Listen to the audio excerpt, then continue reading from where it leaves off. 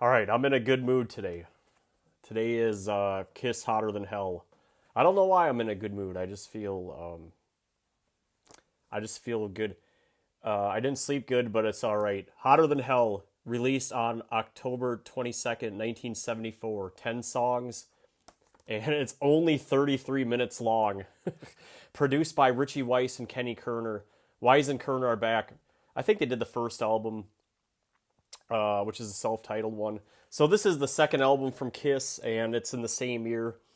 And like the first album, it's hard rock. It's heavy metal, at least for 1970s it is. Now, you guys, I don't want to argue with you about what's heavy metal and what's not, but and even one thing I read suggested it's proto-punk, pre-punk. Okay, what does it sound like? Sounds like Weiss and Kerner produced it and botched the engineering. I've read and heard all kinds of stories about the recording of Hotter Than Hell, and it seems to me like they did it on the cheap. Like, what if they had financed it and had the time, like a Pink Floyd or a Chicago album, and really took their time to do it and make it sound good? It might have turned out amazing. But I've read they booked a theater in New York, and they were trying to get a particular sound, but I don't think it came out the way they expected it to. So what's the deal? It's a pretty good album, actually. A lot of good songs. A lot of these songs made it to a live. The album cover, photography by Norman Seelf, okay, and designed by John Van Hammersveld, and the art direction by those two guys, Seelf and Van Hammersveld. They made a cover that's appealing to Japan. If you look here, so they put Kiss in Japanese script, and right up, see all that up here, and notice the border has the red and the stripes, and then what is that up there? Yeah, that's more, I don't know if that's Korean or Japanese or Chinese, but yeah, so they were going for a particular vibe, and look at the back. Um, you know what's interesting about the back? They've got this, like, it looks like a mask, but you got the star. The blue star is Paul Stanley. Then you got the downward thing. I think that's a Ace Frehley makeup. And then the green one is a Gene Simmons. And then you got the cat whiskers. And then you got the tongue, which is Gene Simmons. And you got the four guys here. And, the back cover is pretty, I guess, sexually explicit, you could call it, or whatever. I don't know what that is, or what, whatever that is. On the inside, you just got the names of the songs, and you got the same cover guy here, and the song number, the time, and who wrote the song, and yeah, so this is a 97 remaster, which I got. I picked up in 2021, I think, or 2022. Something like that. And yeah, great. Okay, well, anyway, let's get into it.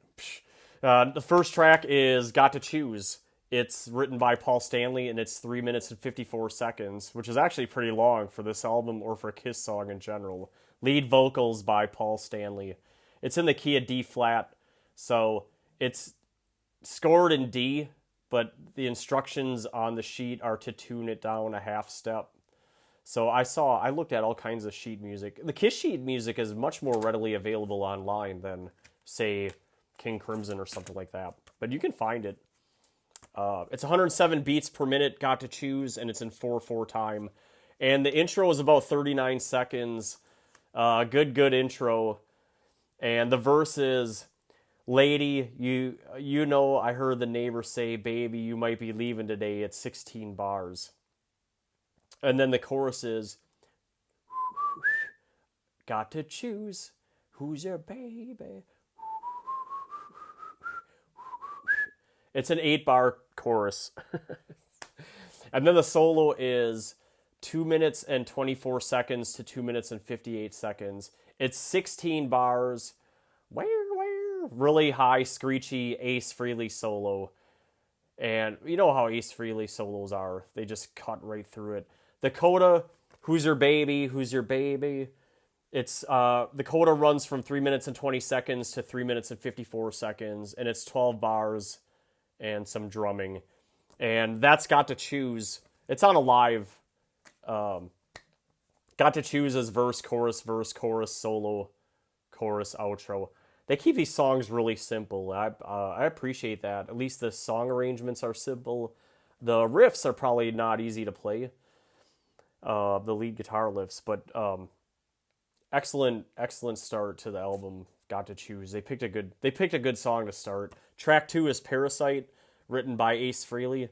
It's 3 minutes and 1 second. Lead vocals by Gene Simmons. Introduction is about 20 seconds. It's 10 bars if you count it out. I did a lot of counting to this album. The thing about Parasite is, I mean, to me, this is about the best Kiss album, but Parasite is not, to me, it's not my favorite song. They should have put this song on the back end, maybe even last. It sort of slows down the momentum that's built up by Got to Choose. Parasite is in the key of B flat, but tuned down a half step. So, well, it's probably a minor key anyway, but it's 126 beats per minute in 4/4 time. And the verse is, she'll always be there trying to grab a hold. 12 bars.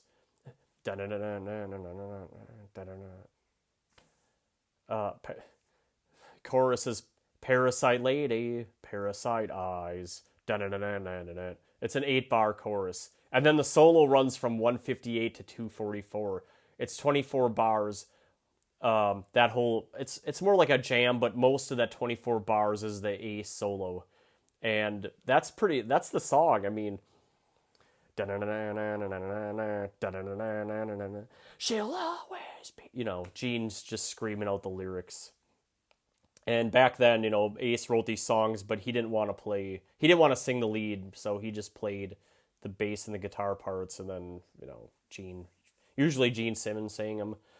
It's verse, chorus, solo. That's the song structure. That's pretty much the whole song. Track 3 is Goin' Blind. See, to me, it would have been better if Goin' Blind was track 2. If they would have moved Parasite to the end, that would have been better. But it doesn't matter. Track 3 is Goin' Blind, written by Gene Simmons and Coronel from the previous band, Wicked Lester. It's 3 minutes and 36 seconds. Lead vocals by Gene Simmons. And when you look at the chords, I immediately thought C major, but tuned down a half step to C flat major, and that's according to Ultimate Guitar. But the internet says it's in B flat. It's kind of like Parasite. It says B flat, but I'm not sure what it is. They like to tune these guitars down a half step, which is something that Alice in Chains picked up and did. That's why Kiss songs sound so unusual compared to other songs, I think. 132 beats per minute in 4/4 time. The intro is 36 seconds, or 16 bars if you count it out. Do do do do do do do do do. And the verse is, and I know how it's to be. There is nothing more for you and I. Kind of goes like that. It's a 16-bar verse, and then there's the refrain. Because I think I'm going blind, and I know how it's to be. It's actually kind of catchy. It's 8 bars. And the solo runs from 1 minute 54 seconds to 2 minutes and 20 seconds. It's 16 bars. It's a high register Ace Frehley solo, cutting right through the music as usual.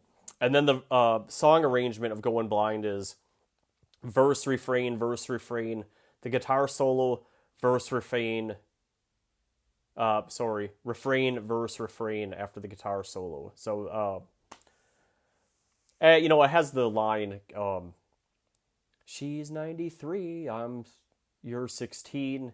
I mean, allegedly Paul Stanley gave him that line. But it kind of makes this song even weirder than what it already is. By the way, if I haven't said this before about Kiss songs, it's best not to think about what they're actually singing about. If I haven't said that before, well, I've said it now. So, they're all good songs. Just try not to think about what they're actually, the ideas. Track 4 is Hotter Than Hell, the title track. Written by Paul Stanley. 3 minutes and 31 seconds. Lead vocals by Paul. Key of D flat major, so another tuned down song. Tuned down a half step. It's 112 beats per minute in 4/4 time. The intro is 8 bars, and then it goes right into the verse. She looked good, she looked hotter than hell. I like the way Paul sings it. All dressed in satins and lace, it's 8 bars. And then the chorus is hot, hot, hotter than hell. It's 8 bars. The solo it starts at 1 minute and 17 seconds. It was only a 4-bar solo, okay? And then the outro is, it's the really heavy riff in the song. It runs from 2 minutes and 25 seconds to 3 minutes and 31 seconds, about 1 minute and 6 seconds total. It's kind of got a cool ending. And then the song arrangement is verse, verse, chorus, solo, verse, chorus, chorus. And that's the song. Pretty cool song. And it's on Alive. It's on Kiss Alive.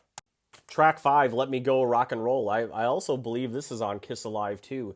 Written by Gene Simmons and Paul Stanley, 2 minutes and 14 seconds. Lead vocals by Gene Simmons. It's in the key of A flat, 150 beats per minute. That's faster tempo for these guys. 4/4 time. The intro's 8 bars, then it goes right into the verse. Baby gets tired. Everybody knows your mother tells you baby has to show. It's 8 bars. And then the chorus is, because baby's got the feeling, baby wants to show. It's 8 bars. The solo runs from 38 seconds to 45 seconds. It's only a 4-bar solo. But then the second solo in the song runs from 1 minute and 11 seconds to 1 minute 38 seconds. It's 16 bars. And once again, Ace Frehley is just cutting right through the music. And this is one of the fast Ace solos, and I think they played this on the reunion tour too, and it's like one of the highlights of the show. But Ace is like, he's pretty cool. The song structure is verse, chorus, solo, verse, chorus, the second solo, which is the longer one, and then verse, chorus, outro. And Let Me Go, Rock and Roll is one they like to play in concerts. Track 6 is All the Way, written by Gene Simmons, 3 minutes and 18 seconds, lead vocals by Simmons. And it's in the key of A flat, so tuned down again, 130 beats per minute in 4/4. And the intro is 18 seconds. It's 8 bars, and it has the cowbell, and it goes ba ba ba na na na na na na. And it just does that. That's kind of like the main riff of the song. You've got a lot to say every night and every sunny day. It's an 8-bar verse plus 8 bars of that riff.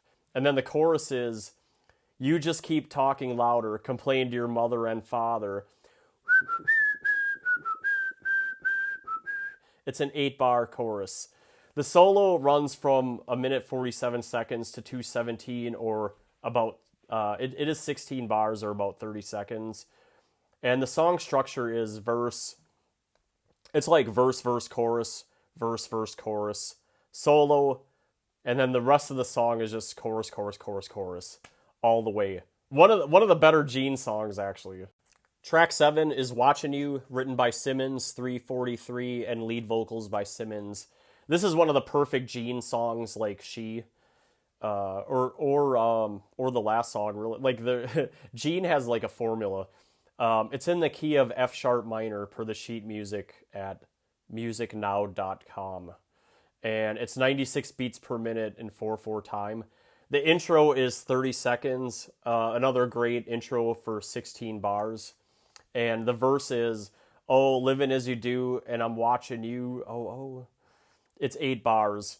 And the chorus is, you don't really know what to do. 6 bars and then a reset to the beginning of the song.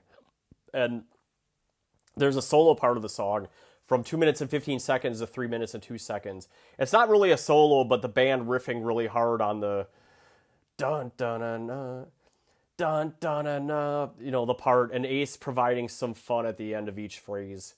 And it's about 8 bars plus 16 bars or 24 bars total of that I wouldn't call it a solo, but they're just riffing on the main riff of Watchin' You. Da, da, na, na, na, na, da, na, na, na.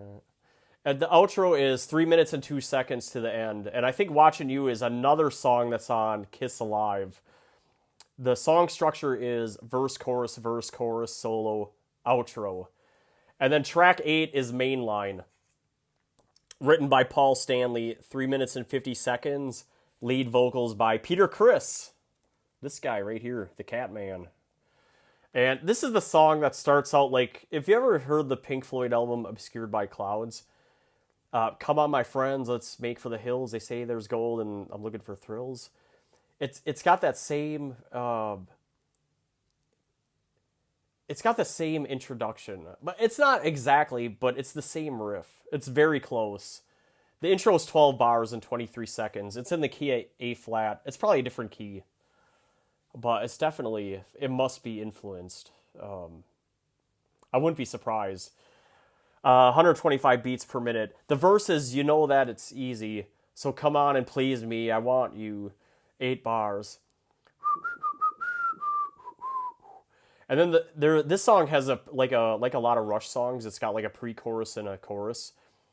The pre-chorus is, you know what I want to do, so baby, won't you let me through? Yeah, it's 5 bars. And then the chorus is, main line, baby, won't you give it to me one time? It's 8 bars. And the solo is from 1 minute 44 seconds to 2:09. It's 13 bars. Ace's solos always fit the song perfectly. And no wonder why people worship him. It's not spectacular, but especially in this song, it just works. You know, it just works for the song. And the song structure is verse, pre-chorus, chorus, verse, pre-chorus, chorus. The Ace guitar solo, and then the chorus, and then one more verse, pre-chorus, chorus. Great tune, main line. The first time I ever recognized it was like I watch these, I get lost in like YouTube concerts that people film with their phones or with a GoPro. And I was watching one of the Kiss cruises and they were playing Mainline and Eric Singer was singing it. And I was like, that's pretty cool. Okay, the final 2 songs are track 9, Coming Home, and track 10, Strange Ways. Coming Home is written by Fraley and Paul Stanley. It's 2 minutes and 37 seconds. Lead vocals by Paul. And key of D flat, tuned down, 130 beats per minute. The intro is 8-bar intro. It's only 15 seconds. So it's at that fast tempo, 8 bars really goes fast. And the verse is, it's been a month or 2 since I was sleeping with you. I'm coming home again. It's true, I'm not sure if you knew I'm coming home to you. Are 16-bar verses with the refrain at the end. I'm coming home to you. That's the refrain, okay? So it's like a long... For a Kiss song, it's got a different song arrangement, actually. Then there's a solo, and then there's an outro. The outro is, I'm coming home to you, I'm coming home to you, I'm coming home to you, baby. And that's Coming Home. It's a verse, chorus, outro. Good tune, actually. And then track 10 is Strange Ways, written by Ace. And it's 3 minutes and 18 seconds. Lead vocals by Peter Criss.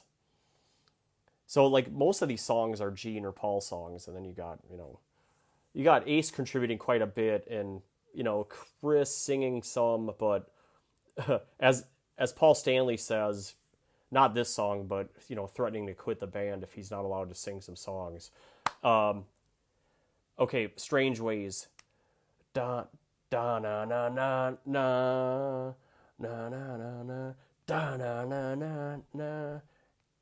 Actually, I think I misspoke earlier, because I think the song that I saw Eric Singer playing was this song. I get mixed up sometimes, but okay. Anyway, it's in the key of A, and it's one of their slower tempos at 100 beats per minute. The intro is 20 seconds. Da na na na. The verse is, well, it's a strange way, the way you look at me. It's 16 bars, but it's like one of those double verses, like the last song, but one verse, you know what I mean. Actually, I think this is the song I saw Eric Singer singing on a Kiss cruise, and I was like, wow, that's really good, The chorus is strange ways, twisted days. It's 8 bars. And then the solo runs from 2 minutes 20 seconds to 2 minutes 55 seconds. 16 bars, a lot of zany playing right here from Ace. It fits the song. Kind of a ugly sounding song, but also cool. I like it. And it's a good album ender. But not, maybe they decided we couldn't put Parasite at the end. I'm really caught up on the whole Parasite. The thing about Parasite is where it is on the album, it slows down the album after Got to Choose. I mean, Got to Choose is such a great song to start. It's a great lead. And then Parasite is like such a ba-na-na-na-na. It's got a different... It's just such a shocking change. Anyway, Strange Ways, verse, chorus, solo, outro. That's Hotter Than Hell. The sales, it went gold June 23rd, 1977. That's all the way after Love Gun.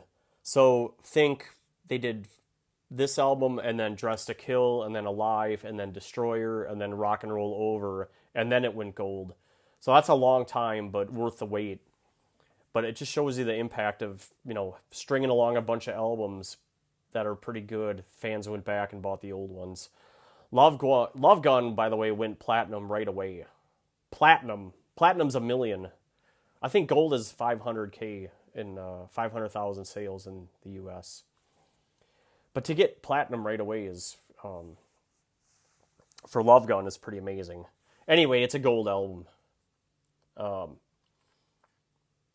Best-selling albums has Hotter Than Hell, number 21 overall for Kiss, and number 91 for sales in 1974, which is pretty low. I mean, it didn't sell.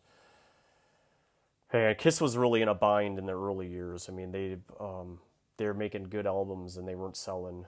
And then they'd go out on tour and they'd if you ever watched the Kiss documentary that ran on, I think, History Channel or A&E a couple years ago, making great albums and they weren't selling, and then they go out and tour and they'd sell out and the fans were like, "Wah!" The fans are crazy. So, allmusic.com gives it 4 stars, and writer Greg Prado says it has a muddy sound. Muddy is a nice way of saying it, but you either like the songs or you don't, whether it sounds great or not. The Rolling Stone in 2004 gave it only 2 stars. I have this number 1. To me, this is the best Kiss record. At least studio album. I'm not counting the Alives or anything, but to me, it's the best one they did. And it's got the best collection of songs, even though I wish they would have put Parasite in the back half somewhere, or not number 2. Maybe Parasite should have been the first track. I mean, maybe that would fix the whole album if I just... Anyway, I don't want to ruin the review. This is good. Next up on the channel will be Yes Relayer, which I'm working on right now. And then the Led Zeppelin double album, Physical Graffiti, after that. Or, if I get to it, I might start sneaking in Chapter 2s like Rush Chapter 2s. All right, I'm out. Thank you.